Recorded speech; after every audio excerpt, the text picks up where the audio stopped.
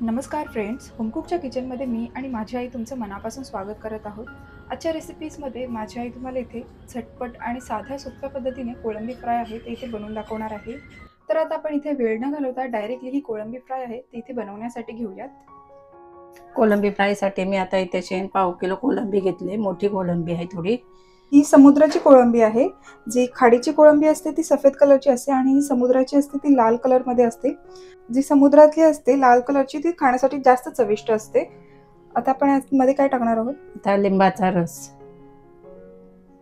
तुम्ही ते कोकमचा कोळ देखील वापरू शकता। कोणतीही आंबट वस्तू आपल्याला इथे वापरायची आहे।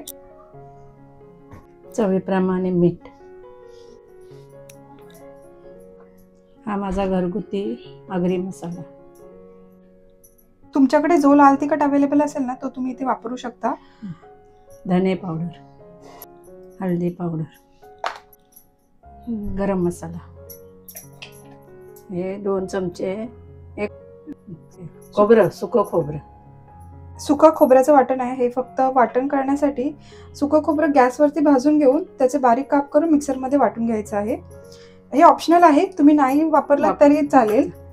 आणि तुम्हाला जसं तिखट आवडत असेल ना यामध्ये त्याप्रमाणे तुम्ही इथे लाल तिखटचा वापर करून घ्या। आपल्याला हे आता मॅरिनेट करून किती मिनिटं ठेवायचे आहे? 10 मिनिटं ठेवायचे आणि 10 मिनिटांनंतर लगेच आपण हे करायला घेणार, लगेच फ्राय करायला।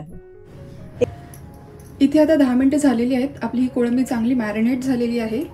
आणि इथे दुसरीकडे आईने एका तव्यामध्ये 2 चमचे तेल चांगलं कडकडीत गरम करून घेतलेलं आहे। त्यामध्ये मी आता ठेचलेलं लसूण टाकते। आणि तुम्हाला जर याला आलं लसणाची पेस्ट लावायची असेल तर तुम्ही लावू शकता। हां, म्हणजे तुम्ही लसूण आहे ते स्किप केलं तरी देखील चालेल ना। पण हे असं लसूण तेलावरती फ्राय केल्याने कोळंबीला चांगला लसणाचा फ्लेवर येतो, त्यामुळे आम्ही सेपरेट असं लसूण त्यामध्ये ॲड करतो। लसूण थोडंसं परतून झालं की लगेच त्या साईडला करून आपल्याला मध्ये ही कोळंबी सोडायची आहे।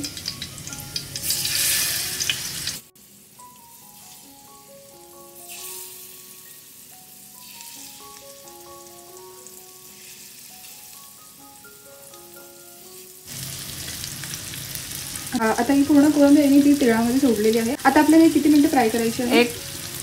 3 मिनिटं त्या बाजूने करायची, परत आपण पलटी करून परत 5 ते 7 मिनिटात कोळंबी होते। कोळंबी शिजण्यासाठी फार टाइम लागत नाही। अवघ्या 5 ते 7 मिनिटांमध्ये आपली ही कोळंबी आहे ती बनून लगेच रेडी होणार आहे।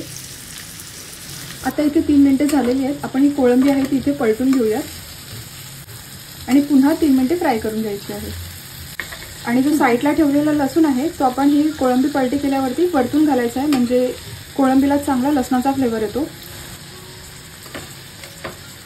तर असा लसूण आपला वरून टाकायचा।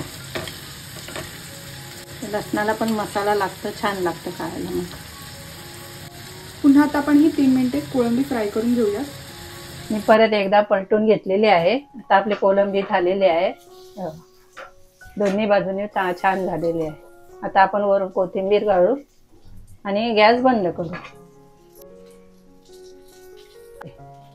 गॅस बंद करू।